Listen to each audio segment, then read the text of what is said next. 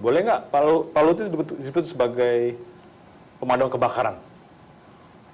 Ada masalah, di situ harus ada Pak Luhut untuk menyelesaikan. Ya enggak juga lah, banyak masalah lain saya nggak di situ juga. Enggak juga, kebetulan di portfolio di mana saya berada, memang ya banyak masalah sama seperti tempat lain. Dan ya saya cepat mengatasinya dan kemudian membangun program ke depan untuk membuat lebih baik. Kalau itu saya akui, yes. Sama gebrak-gebrak meja juga gitu ya? Enggak perlu gerabak meja, sekali-sekali kalau marah kan boleh juga.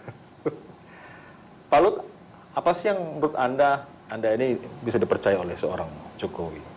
Karena Freeport bisa seperti itu, kemudian urusan perikanan bisa diamankan lah begitu, kemudian urusan energi, politik.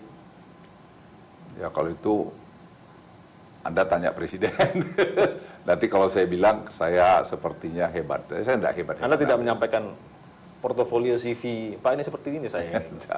Ya Presiden kan saya udah kenal lama, beliau juga kan tahulah bagaimana ya, mungkin dari kiri kanan ya Presiden lihat outputnya itu saja. Dan ya saya bekerja dengan hati, ya, saya mengabdikan diri saya untuk menyelesaikan tugas pokok saya dengan baik, itu saja.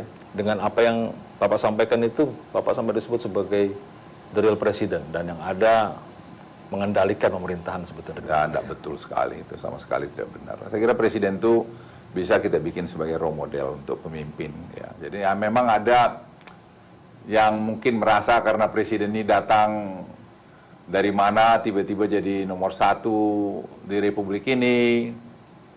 Ya, dia mungkin merasa hebat, loh kok nggak saya gitu. Atau kemudian dilihat, loh kok berhasil, karena ada yang bilang dulu paling 2 tahun doang gitu.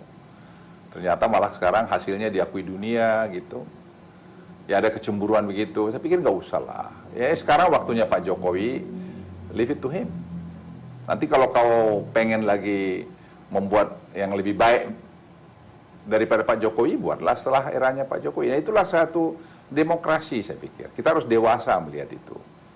Jadi teman-teman yang berpikir merasa ya lebih baik, monggo. Tapi nanti tunggu termu, biarkan term yang sekarang ini jalankan dengan baik. Atau term udah selesai, ya sudah jadilah Anda pengamat yang baik. Ya minum kopi, sekali-sekali jadi utusan khusus dari Presiden, begitu. Seperti di Amerika lah kita lihat. Mereka kalau sudah selesai, nggak gaduh lagi yang sudah selesai dari jabatan itu. Salah satu yang kemudian membuat banyak orang melihat Pak Luhut ini orang penting di belakang Presiden adalah sepertinya pesan-pesan atau pernyataan-pernyataan Pak Luhut lebih didengar dibanding Pak JK. Tidak betul juga. Pak JK itu sama Pak Presiden itu menurut saya punya hubungan yang baik gitu. Menurut saya sangat baik. Mereka suka bergurau, bercanda, di sidang kabinet terbatas.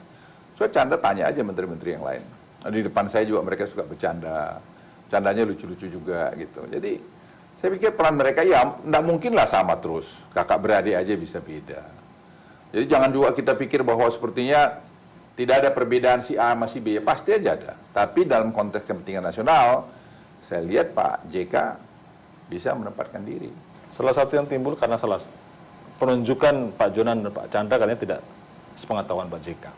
Hanya ngobrol dengan Pak Luhut. Itu mungkin stylenya Presiden, jangankan itu. Saya aja mau jadi kepala staf Presiden, mau jadi Menko Polhukam, saya digeser jadi Menko Maritim juga nggak diberitahu kok.